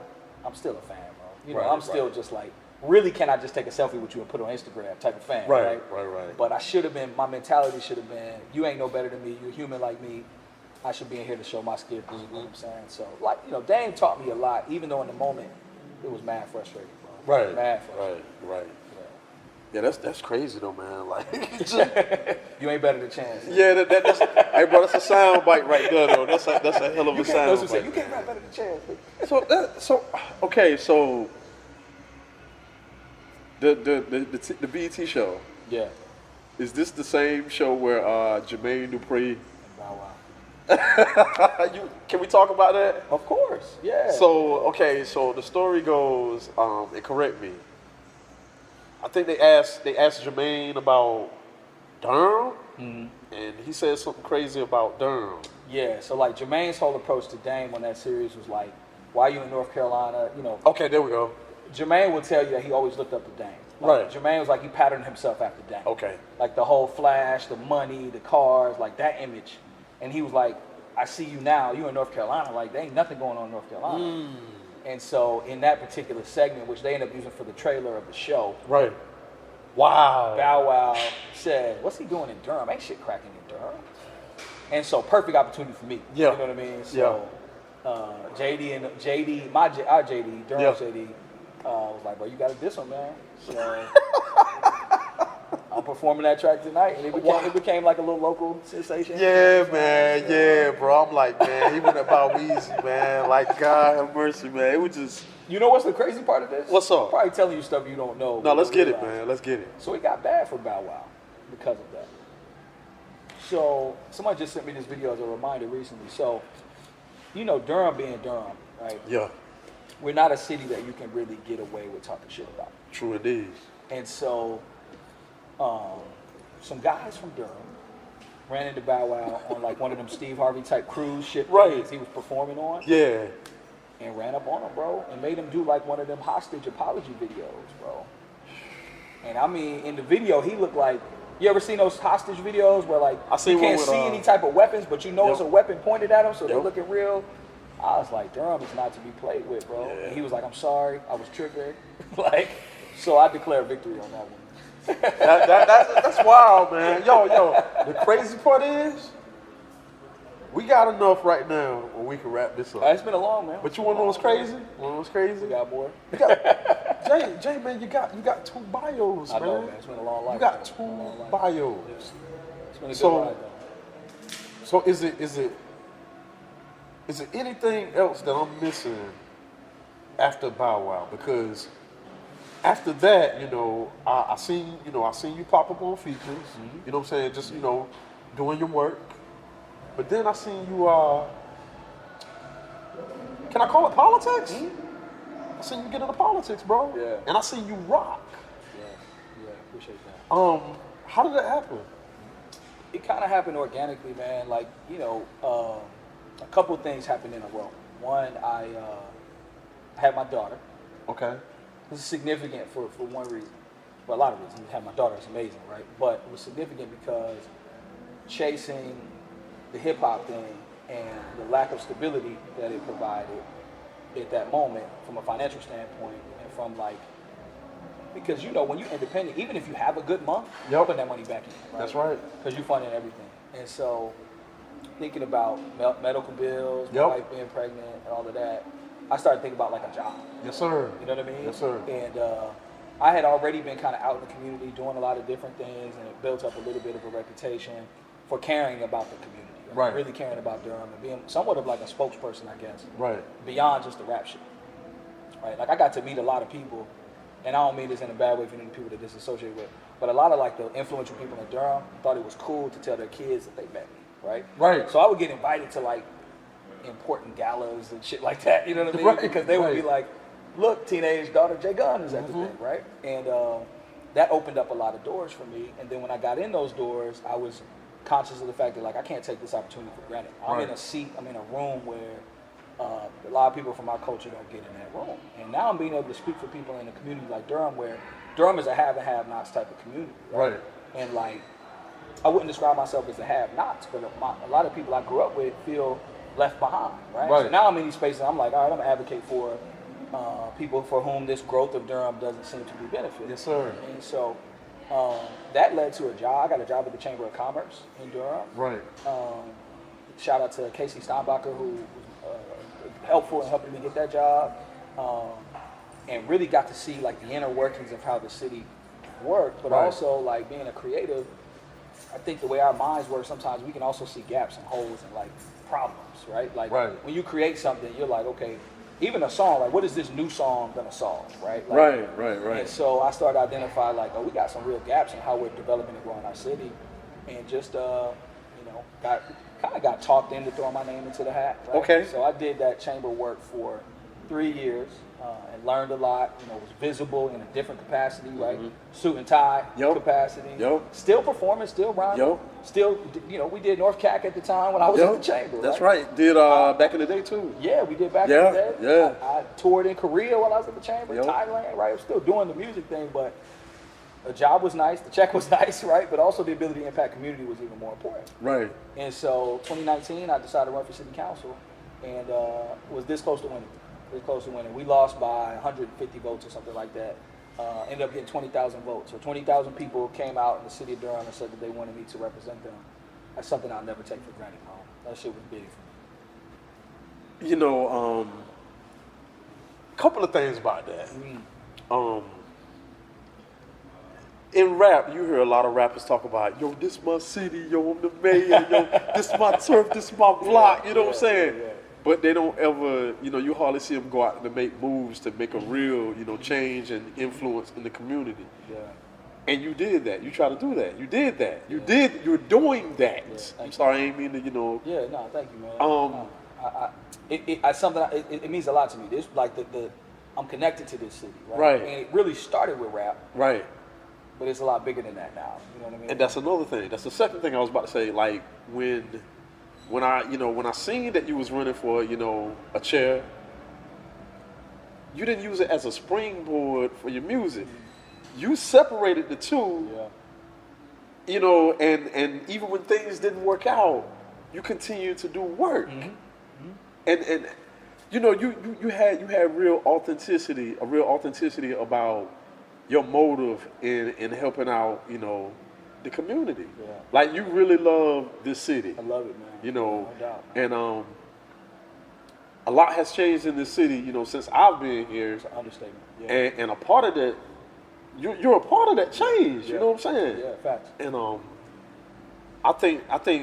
I know that's one of the main reasons that Crystal Taylor, always have you coming back to her annual Beats and Bars, just to be aligned with somebody of your caliber and your accolades, man. It is a lot, And it's humbling to hear you say that because I got a lot of respect for you, man. you're one of the guys, like, from the first time I heard you rap. Right. And let me say it this way, bro. I don't like a lot of rappers. Yeah. I know Tune will tell you this. I don't never. Tune be like, Gunn, you gonna go see such and such? I'm like, no, I ain't trying to stay and watch some niggas rap. I don't really like a lot of rappers, right? But I do like Tune, but I do like Tune. But Tune's dope, man. Yeah, I seen Tune shut it down one of the best. a ton of times. Oh, my Fest. Lord My bad. Fest. I seen Fest shut it down a couple of times, man. So we shut down a block party together one time. You wanted, like, the time that we was really together, which was, I call that Justice League moment. Yeah. Neither of us was in the Justice League. But they threw us in, we bro. was around, bro. We was on a lot of Justice League mixtapes, like Mud. Yeah. You was one of the few rappers I really thought was dope. Yeah. Because your voice is fire. You got the Chuck D influence in your voice. That's why I'm so crazy about you working with Terminator X. I'm like, wow. Yeah. But you also, the content, we talk about the socially conscious stuff, but you also had this unique flow. Like you don't rap like none of the rest of us, right? Right. And so I got a lot of respect for you. So when you compliment me, bro, it's kind of surreal, man. I'm like, damn, K-Hill fucks with me. You know? Nah, man. I mean, it's just one thing I like to see, man. I like to see evolution. Yeah. I love to see evolution. You know what I'm saying? It's inspiring. Yeah. It's good for everybody else. Yeah, man. But you know, a lot of times when you see us evolve, it's like we evolve into different parts of entertainment. Like, look at me. Like right now, I'm doing the podcast, Which is beautiful. because I'm gonna bring good content to it. Yeah. But to see you evolve into something that's gonna help everybody, even people who don't even, who's not even a part of our culture. Yeah. It's so inspiring because it's saying that, hey, you know what, this ain't about me. Right. And I keep hearing you mention your daughter. Yeah. So you got a certain responsibility. Yeah. You know My what I'm son saying? too. I got a son now too. You got a son too. Yeah, man. And I always give you a hard time about the daughter thing because you remember we was online one time. I got to tell this on I the don't pod. know this story. I'm gonna bring you back. Okay. You remember we was online, right? We was on Twitter, and Nas had just dropped Daughters, and I was going crazy about that song. I was going crazy, and you couldn't understand at the time why I was going so crazy about this song. I couldn't relate to it. You couldn't relate to it. Couldn't relate to it. Because you asked me online. You was like, relate. you was like, K, like, why you so crazy about this song? Like, I don't get it. You know what I'm saying? And then you came back, you was like, oh, because you got a daughter. You know what I'm saying? But It's funny though, like that song now resonates, right? right. John Mayer got a song called Daughters too that Yep. like them joints bring me to tears. Yeah. Right. I need to repent for my sins on this Nas conversation real quick. Are you good? That era, Yeah. I didn't like Nas. Right. Like Right. I used to like Nas. Like Illmatic, it was written Nas. Like Yeah. that's like who I was inspired by when I was 5, 6, 7 years old, right? Right. But we went to that long period of time, Going crazy, bro. period, in the last 5 years, Yeah. bro. And like now I'm going back and like, man, why was I so anti-Nas? Right. But it was me, it wasn't Nas. I Right. wasn't mature enough to really understand what Understand he the was saying, content. you know what I mean? So That's how- sometimes your ear don't be tuned for what another artist is saying. It don't mean they not dope. But That's I hated exactly Nas in right. that moment, bro. That's how I am with a lot of West Coast and Southern rap. Like I go back now and listen to old UGK. Yeah. I listen to old Spice One, and now I understand what they was talking about. Right. But at the time when they came out, I couldn't process, Yeah. what they was going through and whatnot. My ears matured. I seen more things. So now the music like really sticks, and it stick to my ribs. Yeah. You know what I'm saying? Right, So right. We also was in that little moment where we was working together frequently, was around each other a lot. We was kind of had this block because of the environment was like, if it ain't this soul, That's right. that, you're not allowed to listen to it. Yo. And like now I go back, I was telling my I missed out on so much music missed because out of on that so era. much dope shit, bro. Because of that era, I Even missed out on a lot, Even like yo. the old Cash Money stuff that I Yup. thought was just commercial trash. That's right. They had so many bangers, bro. Right. And Wayne, like people were like Wayne evolved into being a dope rapper. Wayne was dope then. That's right. Like we just was in this weird anti. I was, and the funny thing is I was of age then. I was an adult. Yeah. I was past that point where you could be, influenced and whatnot, but you just seen your buddy at the time who stands like damn 6'8", 6. You know what I'm saying? Right, You just seen him go in and get on your favorite rapper, everybody's favorite rapper at the time. Right, Hove. Right. Album and whatnot. Yeah. You know what I'm saying? Like you just seen that happen like right there in front of your eyes. You just seen, a group of cats that you record with like go worldwide. Yeah. So you're gonna go with Trying to adapt. Yeah. you trying to get that We same was all trying to have that. trying to sound, catch that bro. lightning in the bottle, you know what I'm saying? We was like, this is the North Carolina sound. We don't want to be influenced by nothing else. and that's outside that's that where I sound. was. I talked to one of my young boys about that all the time. He'd be like, "Yo, you didn't hear this? You didn't hear this? You didn't hear this?" And I'm like, "Nah, man. I'm telling you, you had to be here. I was in a zone, Yeah, yo. me You know too, what I'm bro. saying?" I missed out on so much good music, man. Yeah, I Thank did, God for the man. internet because we can go back. I'm telling you, You know what I dog. mean? I'm telling you. I'll be doing that, bro. I'll be doing that, man. But it's been a beautiful ride, man. And, Yeah. neither of us is done yet, bro. Oh no, not by a long shot, bro. Matter of fact, I heard that you're supposed to be jumping on one of DJ Sam's joint and whatnot. You know what I'm saying? hard So, too. yeah, you know what I want to hear, bro. And I hope they watching this too, for real. And I'm going to have to do 2 parts of this, bro. Right. There's no way you're going to be able to do this. I'm bringing this up out of love. Hey, DJ Skaz, where is the Winter man. South Where's the We From the South record, you know what I'm saying, that me, Jay Gunn, and Dolo's on, yo? Bring that record out. Put that record out, man. Yeah, you know what I'm saying? We need that. Can I grab something on the Handle your screen? business No, real I quick. want to bring it on the screen. Can I see Okay. that? Yeah, thank you, bro. Oh, snap. We're shooting a little podcast, man. So I'm gonna shout it out. Thank you, bro. Thank you, man. So look, I don't know. This K-Hill, by the way. Like Hillside, you know? Yeah. Speaking of Durham, Oh, Hillside. this is the first true bourbon Right. made in honor of Durham. Okay. It's called Old Hillside to represent Old Hillside High School. Word. It's made in Kentucky though, right? This is a Kentucky one, bro. Yeah. Yeah. So this is a new blend. Looks like 4-year-old blend. And so the story behind this, real quick, just because he came in. No, do it. That's what we all about. Go ahead. Drink champs for about 5 minutes. So go ahead, bro. Yeah, drink champs, real quick. So you talked about how much I love Durham, right? Right. So I want you to hear this part too, bro, before you go. I was going to tell people that I like this even if I didn't like it. Okay. Because I love Durham. Right. It could have been the worst whiskey in the world. Right. I would have put it on my Instagram and said I love it because I love my city. Right. So that was my expectation. I was like, this shit ain't gonna be that good because I do bourbon. Like, this is my thing, right? And I took the first sip of this. We were in Louisville, my older brother and I, and it's probably one of the best bourbons I've ever had. Like, not just because it's representing the city, Right. which is, again, that's what I would have said either way, but truthfully, it's amazing, man. So if you like a nice little sip, Old Hillside Bourbon is probably one of the best premiums in the game. Well, see, the crazy thing is, I'm not really a drinker, right? You don't drink it all? But I drink whiskey. You know what I'm saying? Like, Okay. you know, every now and then. You're going to have to try this. We're going to have to crack Yo, this. I love the, can I hold it for a moment? Yeah, 100%, bro. Because the crazy thing is, I love the packaging of it. Thank you, fam. I love the design Appreciate you, of it. bro. I love the Yes, packaging sir. of it. I love the bottle. Like, it looks good. Like, even if you don't drink, you just want to have it in your house because And look at the quality, man. that's what I'm saying, man. Yeah, fam. Yeah. Old Hillside, bro. And what's my man's name again? This is yours, sir? Yeah, Old Hillside, bro. It's 4 of y'all, right? How many of y'all is in the company? Yeah. Name all the 4 so we can shout them out. Brian Bergen, Yep.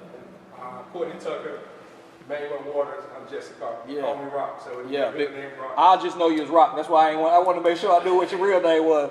Hey, good luck tonight, man. Love, bro. Thank you, man. Hey, thank you, Rock. Yes, You have a sir. good one, man. So, like, I love when people do quality things, man, from Right. the city. And anyway, I just had to get that That's in, some bro. dope My packaging, apologies, man. fam. No, you it's, good, it's, man. You It's good. official. It's not no like Good. weak ass whiskey in a nice bottle. It's that official. bottle look good. We'll I crack. like We'll that. get some. Since I know you drink whiskey, we'll get some. I know one of the episodes you said you don't drink on camera, so we can edit that out. You're right. No, you, Checking me out, I man. really You know what I'm was, saying? bro. I really was, that was bro. for my mama, man. You know I what I'm really saying? Like, was, I gotta bro. look good in front of my mama, man. But yeah, so right now, you're out of you're in Chicago right now. I'm in Illinois. I'm outside of Chicago. Okay. And that was kind of a pandemic move, man. You know, Oh, really? Yeah, we talked about my campaign. I'll say this on the air. Anybody considering politics, it will take a lot out of you, bro. And when you lose, which, I always, the public message is it wasn't a loss. We learned a lot. We were successful. Right. 20,000 people showed up and supported me. That was amazing. But we lost. We didn't get the seat. It's devastating, bro, because you've sacrificed time, money, energy, my own physical health. Like, bro, Right. I was grinding, K-Hill. Yeah. Like, we MCs talk about grinding. Yeah, that's another not level. grinding. This is grinding. You got to be in 30 places each day, and if you miss one, that one could kill your campaign. You go to 29 places, you shake all the people's hands. That one neighborhood Right. that you don't come to, Yeah. they gonna kill you online. Gun don't care about the neighborhood association with 4 houses, right? Right. When you trying to prioritize your day, but that Right. 4-house neighborhood, Yeah. they are their priority. So it drained me, man, in every possible way. And I was just sitting in the crib like, what am I gonna do, God? Like, what's next, right? And I'm still doing music, Right. still, trying to figure out what's next. But now the world shuts down. Can't perform because the only way that I was really getting bread from music was performing. Right. Because I'm not a streaming artist really like that. I'm a performing artist. Erykah Badu said this, and I'm really gonna start stealing that. Let's get it. She was like, "I'm not a recording artist. I'm a performing artist." Right. That's like my strength, stage, right? But now I can't do that. You know what I mean? So what's next? And got a call out the blue about this opportunity in Illinois, and decided to pursue it, man. And it's been a blessing for our family, man. It's been a cool new environment. And during the beginning of the pandemic, when we moved, it was great because we got a little crib out in the country, Right. big backyard for the kids to run around in, and just recalibrate. know what I mean? But Right. the community there has been loved too, man. It's the new phase. You know You what in I the mean? shop, bro. I'm outside of the shop. But right? okay. But I mean, I'm close to Chicago, and I go Right. to Chicago quite a bit. Illinois is an interesting state, though, man. It's got a lot of weird politics, a lot of challenges. Right. A lot of people moving out, whereas like North Carolina's a lot of people moving in. Yes. So my work now is more or less like, how do we get people to reconsider coming back to Right. a place that they've abandoned because of the weather or whatever they think is bad about it. But it's been great for us, man. We love it. We love it. So I get to kind of be a promoter for a city that's not mine, Right. but that has adopted me in many ways. But you was also in Delaware for a while Was too. in Delaware, yeah. Yeah. That's where my wife is from, man. Her family's from Wilmington. And kind of another city like the one I'm in now, man. It's like a city that once was and can still be. Right. And I think I'm drawn to those cities because they remind me of Durham. Right. Durham was a place where probably when you moved here, people was like, bro, don't fuck with Durham. Like, That's exactly what it was. go around Durham, go Nah, to Cary. that's exactly what it was. Downtown looked like a ghost town. Yeah. You can see the tumbleweed rolling down the street. Facts. You know what I'm saying? And now it's like it's just one of the greatest places. Yeah. Whenever people talk about Durham now, I'm like, look, it's only what the news show you. You know, you don't see the Pierce Freelons and the Joshua Guns. They don't cover all of that. right. You know what I'm saying? Jess Averharts. Yeah. Mark Anthony Middleton. Yep. I mean, it's so many people that are doing world-class shit in the city, Yeah. man. It's Right, not- like right here. I don't like to say it ain't what it used to be because Yeah. my pops grew up here and it was great for him. You know Right. what I mean? And my grandfather grew up here, it was great for him. So Durham has always been a great city. I tell just people all the different, time. It's just a different vibe now. I tell people all the time, I'm like, look, it's whatever you into. You know what I'm saying? right. If you're trying to achieve, you're trying to excel, this is a great place, especially for us. Yeah, You know, especially right. for Black African Americans. Yeah, It's yeah. a great place. And for you know. hip-hop. Yeah, and for hip hop. So my triangle watchers, I say Durham got the best rappers. So I'm just Ooh, put that boy, out you there. about to, hey, Bring yo, it. edit that out, yo. Bring it, bro. Look, either edit that Durham out got the best or just rappers, delete bro. me Durham out, got yo. the Delete best me out. You know what I'm saying? You about to start something, bro. You about to start I something. stand on that. Durham But I got the will best say rappers. this though. I will say this. If you want to break North Carolina up into sections, you know, as far as the hip hop scene, I will say this. I'm gonna say the Greensboro area probably got some of the best engineers, man. Okay, I agree. I'm gonna have to- most- I'm gonna I have- actually I'm gonna did have to most say of my that. projects in Greensboro. Yeah, Shout out to I'm my gonna- man Jerry at X Factor. Amazing. Yeah, I will say that right there. My man, what's my man Maximus too? Maximus. Yeah. is fire. Are they still in the He not in Greensboro no more. Okay. Yeah, I think he in Fayetteville. What's Okay. that? LaFell. LaFell? Crazy. Yo, let me tell you something. I never had a personal conversation with LaFell, but he's one of those guys where I know a lot of his work. Yeah. And he's phenomenal, man. Like Crazy, for real. bro. You know, Yeah, hopefully we crazy. can click up somewhere, you know, down the line, whether it's for this or whatever. Yeah. He's extremely dope. He did matter of fact, you kind of introduced the record crew, you know, to the area and whatnot. My favorite you know what I'm Durham saying? rap group, man. They dope, man. My favorite Durham They rap real group, dope. man. Them guys are underrated, underappreciated. Tree been doing these freestyles. Tree from the Wrecking Crew every day on his Instagram, bro. Right. You ain't checked him out? Crazy. Yeah. And he rapping on South Beach because you know he got the. It got the Andre 3000 in them and that whatnot, dude you know is what I'm crazy, saying? Man. Well, big up the Fresh too, man. But see, Yeah. that's the thing, man. It seemed like every artist, whether from North Carolina or especially this area, especially you know Durham, they have to make a record with Jay Gunn. It's like a rite of passage. You know what I'm saying? I've seen it. I'm honored by that, bro. I've seen it. I'm like, man, you know, you're dope. I see what you're doing. Do you got a record with Jay Gunn? You know what I'm saying? You ain't got one yet? Okay. You need to go ahead and work on that. That's a rite of passage right there. That's love. I think it's dope when you stay as far as Chicago and they fly you in to do you know, in events like Beats and Bars. You know, the city loves you. Like you're one of the only rappers where I can really be like, yo, the city really do love him, yo. He's not just, you know, saying my city, you know, and it ain't nothing but, you know, people that's on his block or whatever. Like, no, this city really, I ain't mean to say silly. This city really got a whole lot of love and respect for you because you've given it a lot yourself. Yeah, man. I try to give love, man, and you get it Yeah, back, man. man. I can't front, bro. When I got here, I flew in yesterday, and I walked into a bar downtown, fam, and it was like hugs and daps. See? Like I was like, man, this is home, bro. Right. That love is genuine, bro. Yeah. I never feel. I was at Bojangles today, and this brother just walks up like, man, can I give you a hug? And gives me a hug. He's like, thank you for everything you're doing for the city, man. And I ain't been here in 3 years. Right. But it's just like, Yeah, that is meaningful to me too, man. I'm gonna tell you a funny story, bro. Now, how long I been making music for? A while, right? I was working at the spot, man.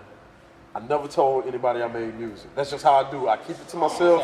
Yeah. If you know, you know. Yeah. If you don't know, I used whatever. to be like that for sure. Yeah. Okay, so I don't work at the spot no more, right? You know what I'm saying? I don't found my career. I done moved on everything. Yeah. Cats found out I do music. You know how they found out? Through you, bro. You know what I'm saying? Like, What they you see the mean? back in the day. They see the back in the day video, right? Yeah. It's like, yo, that's Kev. Yo, you know Jay. Look. Yeah, that's you know dope. Jay Gunn? That's dope. Yo, Yeah, you nice. How come that's you ain't dope. say, yo, you know Jay Gunn? Like, yo, bro. Yeah. Not only did they just find out I did music, but it's like I did music with That's dope, man. the guy, man. You know what I'm saying? So it was. He produced that record too, right? Or did Nah, that was do B Square. Okay. That was B Square right there, man. Yeah, man. But in many ways, that same validity that you just described, you give me too. Right. Right. I remember when we did the record, OC kind of pulled us together. I don't Okay. think he knew we knew each other though. Oh wow. Because I think he's a fan of yours. Right. Right. He's a fan of mine. I hope. And he like, I'm gonna get these two guys on this record. Right. And I think he might have even sent me your verse. He's like, yeah, I got this cat K-Hill on it. I was like, you got K-Hill on the record? Right. Right? And then even then, I don't know if he knew that you fucked with me until I Right. put him to the video shoot. Right. And you gave me a little bit of validity too, because Cat's like, oh shit, you know, people revere you, bro. Like whether or not you know it, man. Yeah. I know it don't always feel like that. Right. Because people are bad at telling people how they feel. But Yeah, people, especially rappers, bro. the worst, man. Yes, sir. Yes, sir. Everybody Yes, sir. tell me they fuck with me when I slow down. Right? Yeah. They're like, yo, we really fuck with you, bro. You gotta make some more music. I'm like, well, shit, I was making music and you ain't say nothing. You know what I'm saying? Yeah. Like, but let me tell you to your face, bro. Like, you people revere you as a producer, as an artist, as a performer. Like, you gotta get back on that stage, man. Hey, bro, look, listen. It's not over, bro. Your hairline's still in the front. It's still right. Hey, Here. So, it's not over, bro. It's not over, dude. It's not over. Nah, man. Honestly, though, fam. Where I'm at with it, Jay, man. It's like I'm letting God order my steps, man, and I'm walk down that path. Yeah. Because I'm gonna tell you something, man. Like moments like these give me just as much fulfillment as being on that stage. Yeah, that's dope. You know what I'm saying? Like, dude, I've always been a fan of hearing stories and seeing everybody else's journey. You know what I'm saying? What makes it so good though is I'm a part of that journey. I got to rock with them. You know what I'm saying? I love it, man. And it's inspiring, and it give me the juice to keep going. Yeah, well, keep going, bro. Hey, man, Keep going with look. this, too, because this shit fire, bro. Likewise, man. These North Carolina stories that you telling, and eventually probably bigger than North Carolina, Right. are valuable hip-hop history that most, like, even the Comanche interview, bro, Right. I'm like, yo, these are the stories people need to hear because, yeah, there's certain people out of Justice League that everyone knows, Right. but all the way from the top to the bottom, all those people contributing to helping get, you know, it's a little brother mural in Durham, right? There's a little all the brother mural people in that are Durham. in that group Yep. participate in helping get little brother to that mural. That's right. You see what I'm saying? That's right. And we need to continue to tell those stories, bro. Like, Nah, we're gonna keep them going, bro. And like you said, you know, people are bad at telling you when you got something good. But I look at the people who have told me up to this point, you know what I'm saying, and I can name them. You know, it's been some heavy hitters that's been telling us like, yo, man, y'all got a good thing going. dude, man. Keep it going. You know what I'm saying? If it wasn't for this man right here, Big you up know, the fence to Bundy. yes, sir. Yes, sir. I never saw your face until today. You was getting tagged all the time. So, You know what I'm saying? Nah, love what you're doing, fam. Yo, his history is rich too. We're gonna get into that, you know what I'm saying, later on as the podcast go on. We definitely gonna get into his story. His story is bonkers. You gotta flip the chair around and tell your story too, though, bro. Yes, sir. You know, but in due time. But what we got coming up, Jay? So yeah, I mentioned James DuBose with the MC Lyte thing a little Right. bit ago. We kind of had a Meeting of the reconnection. minds. Like Yeah. a reconnection. Man. Okay. And you know, when your record deal don't work out in the moment, you get aggravated and frustrated. I was Yup. really frustrated with dude. Didn't realize, bro, had like health problems. You know, personal. Just never know, issues, man. Yeah. All this shit going on. Yup. People coming at his neck for shit that wasn't even, you know, like. When you get that successful, because he is super successful. Right. A lot of people come at you, right? And so I Yeah. couldn't relate to that in the moment. I'm just like, damn, bro, we didn't get to put my album out. He's Yeah, dealing with real right. life family shit, right? Right. Real life personal shit. So we reconnected, man, and we just did We just co-produced a couple Christmas movies for Hulu. Okay. I got a chance to do the soundtrack for 3 of those films, or participate in the soundtrack for 3 of those films.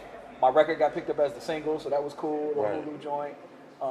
And then we're doing. So you about to get that license and oh yeah, we got the licensing thing going. Synchronization with yeah, you. sync money. Yeah, it's going. It's going. And so 3 films on Hulu with him, and we're doing a television series now. So now he's the president or CEO of a network called Fox Soul. Okay. Wow. So Fox Soul is the new like black network for Fox. Yep. And he's been winning hell of awards. Like he built that shit from scratch. It was a streaming series, streaming app first. Now it's on all the platforms. He's getting awards. He's at the White House. Like he's back on his thing, right? And what I love about the brother is he always used to tell me when we periodically connect, we got unfinished business, right? Yes, sir. And he's true to his word, right? So anytime he's had an opportunity, he's pulled me in, right? Whether it's TV, whether it's film, and that's something I never take for granted. So he's back in the music. We got a 1 album deal for that, so we're gonna work on my album. But in the process, because he's a TV guy, we're doing this TV series with Selena Johnson. Selena Johnson is the singer. Yeah, all falls down for Kanye from the Shy. Full circle. Full circle. Bro. Dang, boy. So it's called Sessions, where we're gonna bring on like, your favorite R&B artists, upcoming hip hop artists, songwriters, producers, and we're gonna like think about HGTV behind the scenes, home but for music, like MTV Cribs, but how we build the music. Right. Wow. Right? And so we shot the pilot for that. We get ready to do season 1. So get my little dabbling in TV. Did a movie last year called Polished Soul with Shar Jackson. What's my man? Shar Jackson. From Moesha. Yeah, God. But Red from 5 Heartbeats is in the movie with me. Okay. You said Big Red. Big Red, bro. Oh, snap. Abba Babatunde, who you probably most know from Life with Martin and Eddie Murphy. So some heavy hitters in that movie. So I starred in that. So doing a little bit of acting. But this year, I'm going to do my first full-length album in a long time. Right. Actually, we're doing it in a unique way. So we booked 48 hours of studio time. I'm about to bring writers and producers, and we're going to just lock in for 48 hours. Nobody leave the studio. We're going to live there. We're going to breathe there and create the whole album within a time period. I've got about 5 records that we already created, but the rest of it, we're creating that 48-hour period. And it's going to be documented? All documented, all for TV. Yep. Fox Soul is involved, right? So we're going to, it's kind of a new approach, but something, I desperately needed something to like differentiate myself. Yes, sir. There's a lot of people putting music on. Yes, sir. And so I'm thankful to DuBose for coming back around. And Selena has been super supportive of me. Like I performed a couple shows with her. She's on a little tour right now. She let me open, right, which is a whole new audience, right? R&B grown folks. So let me slide in real quick. Yeah. So you didn't get to make the record with Kanye West, but you cool with Selena Johnson. All falls down. All falls down, Selena Johnson, bro. Look at that, bro. Yeah.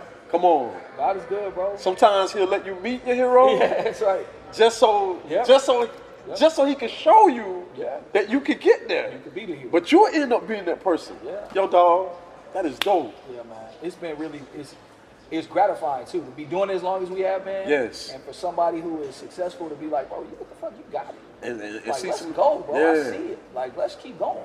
And see the fruits come back. Yeah, it's beautiful, man. So we're doing a lot, bro. We're doing a lot. And I'm still working, still being a dad, taking care of my kids, man. And it's a beautiful thing. Yo, the crazy thing is, I'm like, I just heard you and Pierce. Y'all did a Daddy-daughter day. Yo, the joint, dope. I was so nervous about that joint. I fell in the rabbit hole of, because Pierce do children's music now. Yeah. And I fell in that whole rabbit hole one day and just listened to all the joints. And I'm like, yo, he got himself. His lane with he got himself, bro. Like, he got nominated for a Grammy. He definitely got himself, man. He got nominated for a Grammy. Yo, man. Yo, that's... I was in Chicago. Lollapalooza was there that weekend. Right. Pierce Freelon performing at the children's part of Lollapalooza. And see, it's crazy, man, because that's another cat that's a staple around here. Yeah. And I know he'll disagree with me for this, but I owe that cat a lot, man. Mm-hmm. Like he definitely did some great things and blessed me with some dope opportunities too, man. Yeah. So just to see y'all brothers, man, it's easy to be proud of, good, hard-working cats, man, that deserve it and whatnot. So yeah, he cares about Durham just as much as I do, man. And talented dude. Yes. I love that he's found his lane with Yeah. the children's music. I was nervous as fuck though when he called me. Yeah, Because yeah. I'm like, how am I going to not make this shit corny? Right. Same thing with the Christmas thing. James called me like, yo, bro, I got an opportunity. Gonna be a little check. Can you write some Christmas songs? I'm like, shit, Sometimes man. you just got to turn it down, man. You know what I'm saying? But I didn't have to. Yeah. It turned out to be dope. Yeah. Like the Christmas record I ended up doing, I love it. Like I play it for you and be proud of it, right? Yeah. And same with Daddy Daughter Day. I was like, you know what, fam? We put something that was kind of cool together, man. The video was nice, got our kids in it. Yeah. Black fatherhood, like all of that. Which man. is very important. Yeah, bro. Um, So, Look, man. Before we go, I don't think we talk long enough, bro. I don't think. I'm gonna say the truth. I'm gonna say the truth. I think we got like much more in us, man. indeed, man. But I know you got to get ready for your performance tonight, Yes, sir. Yes, sir. and it's gonna be a dope performance. I'm gonna be out here to check it out. The best show I've done in a long time. It's gonna be a dope show. I got period. my OG band, the band that I started with. Yes, sir. And I'm excited about that. So. Word up. Is Gav playing with you tonight? Gav is rocking. Oh, you know, my Gav God. was in my original band, that Casbah show. Let me tell you something, Corey bro. Birch, my drummer, who been down with me 15 years. My man Tristan, like we about to go, Yo, bro. Gav is one of the craziest. Gav is insane. Yo, Gav is insane. bro. As far as beat battles go, Yes, sir. You don't want it with Gav. All I can do is laugh, man, because he's so dope, man. want it with Gav. He's phenomenal. Yeah, man. Thank you for this interview, bro. Love, bro. Listen, Proud before of you man. before you go, Yeah. tell everybody where they can find you at, bro. J Gunn is better on Instagram. That's probably the only social media platform I use Okay. now. So at J Gunn is better. Yep. And then new music coming, TV series coming. Excited about this year, man, but happy about what you're doing, man. Word up, my proud brother. of K-Hill, man. Thank you for Y'all coming don't even through. know, if you're watching this, you don't really know the K-Hill story, bro. Listen, and man. I don't even know the whole story, man. Thank you, man. It's a story. Yeah. Definitely a story, man. A lot of similarities too. Thank you for checking out Hip Hop Beats and Things. I'm K-Hill, my man Finster. Listen, subscribe, hit the like button, tell your friends, tell your ops. Do that. You know what I'm saying? Tell everybody about want us. it all, Thank you right, we want once it again all. for a dope episode.